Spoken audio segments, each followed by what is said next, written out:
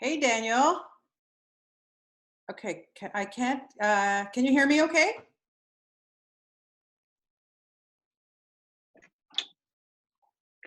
Hi, Bonnie. I can't. Can you hear me? I can hear you. Can you hear me okay? I've got everything I got going it. here. You do? Yeah. Awesome. All good. Okay. All All good. right. All right. Let me just Sorry, get, I thought I'd lost the sound for a moment there. It's all good. it's, you know what, technology, what can I tell you? Yeah, we're all getting used to it, right? Unfortunately, we have no choice. But anyway, Yeah. okay, just so whenever you're ready, my friend, I am ready to start. So this is great. All right. All good. Daniel, thank you so much for your time today. So wonderful to talk to you, and there's so much to talk about. But first off, Fisherman's Friends. Honestly, when I started to watch it, I didn't know what to expect. And I have to tell you, I absolutely loved this movie and did not expect to need Kleenex watching it either. Yes, it does become a bit of a tearjerker, doesn't it? By the end, there's so much packed into it. There's sea shanties, like you say. You laugh, you cry. It's just a wonderfully heartfelt relationship drama. You know, I play a guy called Danny Anderson, who's a high-flying music exec. I mean, it's based on a true story Right. about the Fisherman's Friends, who were a Cornish folk singing group who were discovered back in 2010, I believe. Yes. And they signed a £1 million recording contract. They got into the top 10. They've gone on tours around the country. So it's just sort of kind of like rags to riches story, really. And I play a character, the music manager, who basically discovers them singing on the quayside down in Port Isaac in Cornwall. Yes. So it's all based on that amazing true story. And it's a story of underdogs. It's a story of community. And I guess my character in it, he falls in love with a girl called Arwen, played by Tuppence Middleton. She's the daughter of the lead singer of the group, James Purefoy. Yep. And he kind of falls in love with her. He falls in love with community, the fisherman. And he kind of inadvertently comes to a crossroads in his life because, you know, he's up in London in the rat race and he's kind of reevaluates what's important to him. And he goes on an amazing journey. I love movies like this. I actually just watched another one a couple of days ago that I'm going to be doing an interview for later today. And it was the same type of thing where people kind of, you know, they're in the rat race. Their lives are so quick and can't even take stock of what you do. And then something hits you and you realize that there are a lot more important things in life. And we'll get back to the movie in 1 second because I just thought about this, but I go, here you are. You are a guy who never stops working. Thank God. But you have two young children. Exactly. And you have two young children. And now we were thrown into this pandemic. So how did that make you kind of reevaluate your life? Well, it immediately forced me to slow up a bit. You know what I mean? We're all kind of forced to do that, weren't we? Yeah. You're right. Up until lockdown, I had a really long stream of jobs. It was ridiculously busy for me. Like lots of TV shows and, you know, great stuff, really amazing run of work. And then, I actually, when the pandemic hit, when the lockdown hit, I wasn't actually working, believe it or not. But I mean, I never imagined I was going to be sitting at home for like 3.5 months or however long it's been now. So it has forced me to, I mean, look, I've had amazing times with my family. I've struggled through homeschooling with my 7-year-old daughter. My son's been pretty much doing his own thing online, which has been great. But I mean, it's been great to slow down and to just re-establish those family bonds, you know, because that's what's key and most important in life. But I feel like I've done that now, Bonnie, so I need to get back to work. You know, it's such a precarious time, isn't it? And we're all kind of trying to muddle through the best we can. Absolutely. But it looks like things this end are moving in the right direction anyway. So hopefully I'll be back on a set sometime soon. Oh, I'm sure we'll see you back on this at some time soon for a guy who doesn't stop. And like I say, all the stuff that you give us, my goodness, like we get it all here in Canada, which is so fantastic. Whether it's on Netflix, it's on Amazon, it's on BritBox, it's on Acorn. We love, I love all of the British stuff. I just love it. I can't get enough of it.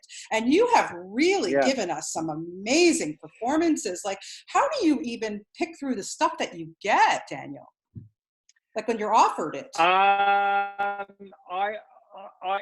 mean, look, I feel like I've been very lucky over the last couple of years, because when I look at something, it's dominantly about the writing. It's always about how good the writing is, and then you look at who are the people involved in it, who are the other actors, have I worked with them before, is it a character that I haven't played before, is it going to push me in a different direction? You kind of get a sense of, you know, how good and exciting the project's going to be. And, you know, I've been blessed really to work with some amazing actors over the last couple of years. I mean, I did this show Temple alongside the brilliant Mark Strong. Yes. So we're going to do another series of that. I also did a comedy called Code 404 with Stephen Graham from The Irishman fame and Broadwalk Empire and all that sort of stuff. And then we had this amazing show called White Lines on Netflix, which, I mean, I'm actually on holiday at the moment in a coastal village, pretty reminiscent of the one in Fisherman'S Friends, actually. And it's been very strange to finally kind of be out in the public a bit, because we've all been in lockdown, and everyone is just stopping me in this place in Devon, and just everyone's going, "Oh, you're Marcus from White Lines." Like, people have really loved that show, which is amazing, because it was an extravaganza, that show, and it was I loved playing that role in White Lines. We had such a great time on that show. It is a great show. So let's go back to Fisherman's. Sorry, I got a little sidetracked there, but Fisherman's. Yeah, sorry. No, I was just going to run through my whole CV. No, I would love to, because honestly, I watch every single thing that you're in, and then we'll go back on, if we have some time, some other things I want to ask you about. But did you know about these guys before? And if you didn't, did you have to do some research? Like, I had never really heard about them.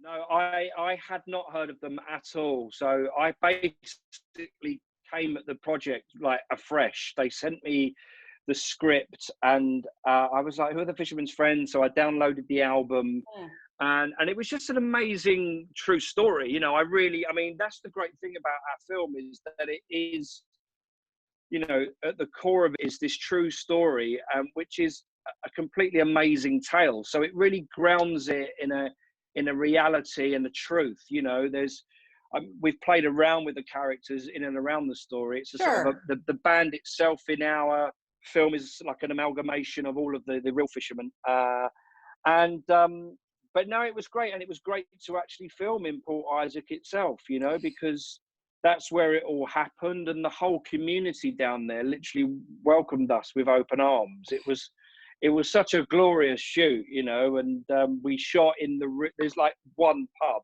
in this tiny village, right? The Golden Lion, and that is the pub that is obviously featured in the film as well. So we by the end of the shoot, I knew everybody in the village. I had tabs all over the village at coffee shops and bakeries. It was just a glorious time. You know, don't worry, I paid all my tabs before I left. Oh, good, yeah, because you did drink a lot of beer, I'm sure. It was great. We did drink a lot of beer, and I mean, as the music manager, I didn't really have to learn any of the Sea Shanties. Yes. But they are so infectious that invariably we'd finish a day's filming and then just go straight to the pub, and we'd be singing all the Sea Shanties. So by the end of the shoot, I knew all the words anyway. Yeah, I'm sure. The only one I was familiar with, obviously, is "Blow the Man Down." Who doesn't know that one? Of course, you know. Yes. But now do you have them all on your playlist? And you know, if you're going for a run or something, you might be listening to them. They are on my playlist. Yes, occasionally when I hit shuffle and I'm going for my jog. Yeah. Who's Afraid of the Drunken Sailor? Oh yes, of course. Another popular one. Of course. How can I forget that one? I could do that one right now. We could do a duet if you wanted to.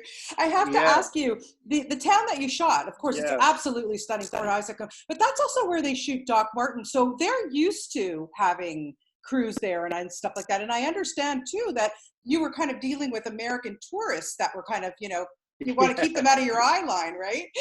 Yeah, there were a lot of American tourists. I mean, Doc Martin is obviously such a huge show in America, and big in Canada as well. Yeah. Oh yeah. Oh, you're frozen. Have you?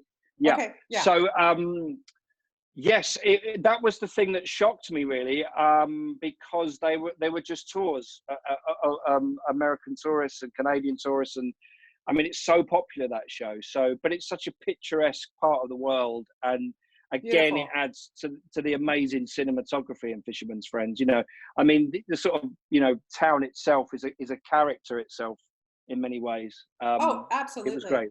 Yeah, I can't wait now. Well, when we're all allowed to travel again, next time I go to London, I think that that will be a stop that for me to go and visit because it's Yes. stunning, just stunning. Yeah, definitely. Yeah. And just, working with this cast too, I can imagine that the camaraderie was, it seemed to me like pretty instant when you're dealing with, people like James Purefoy, David Haymans, of Tuppence Middleton. Like what a wonderful, great bunch of people to work with.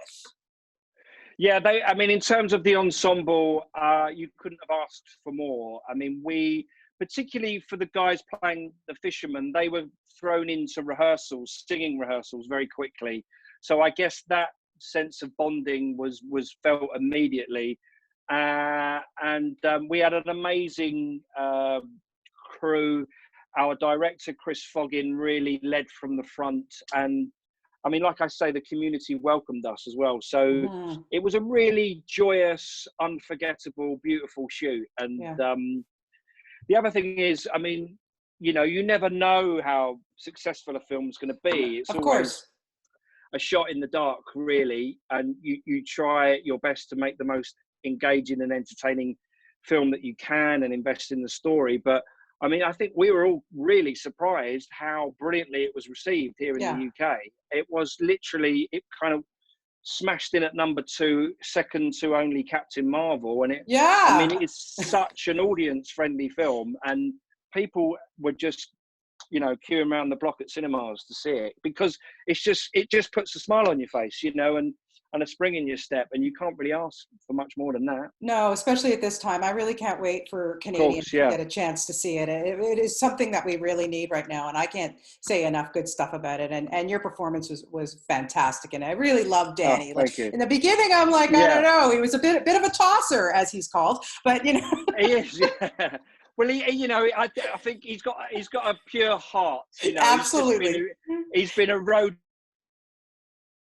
by the music, and he's down there in Port Isaac on a stag do, and he's pranked by his Yeah, boss, played by Noel Clarke, yeah.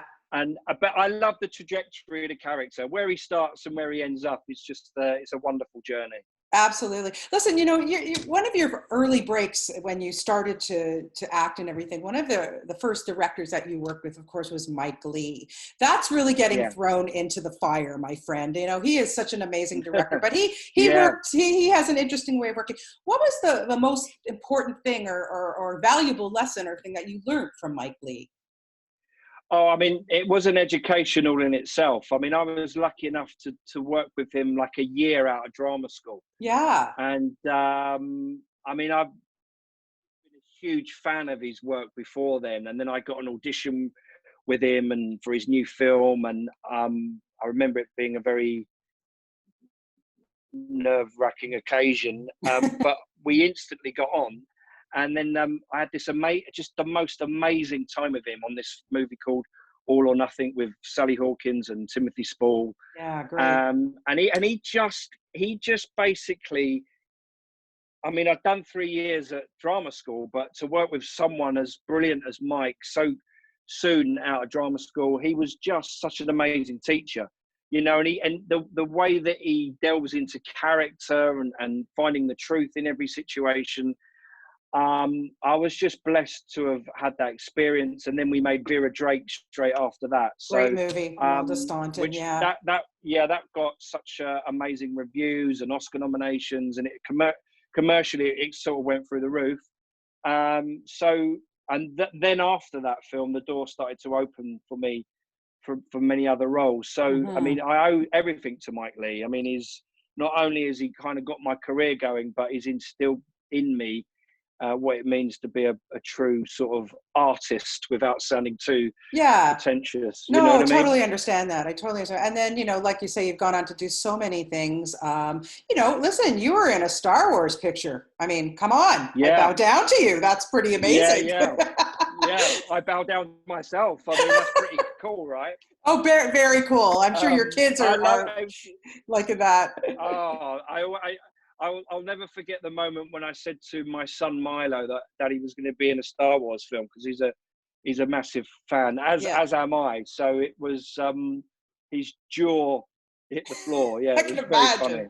And then most recently, I do want to mention 1917, because that is a movie that has really stuck with me. It was absolutely brilliant. Working on a film like that must have been, I don't know, life-changing, seriously. It was to get to work with, someone as incredible Sam Mendes, was just a wonderful experience. I'd worked with George Mackay, one of the boys in it, in their play in London at the Old Vic. So I really knew George very well before we started working together on that. I hadn't met Dean, the other young fellow, but listen, I only had like a cameo, as did Benedict Cumberbatch and Mark Strong and all these people. But it was one of those projects that was unforgettable to be in, because the length of the takes, and there was like hundreds and hundreds of extras, and they built, the set design, they built a whole trench system. And I mean, when I sat down and watched that movie at the cast and crew, I was just blown away.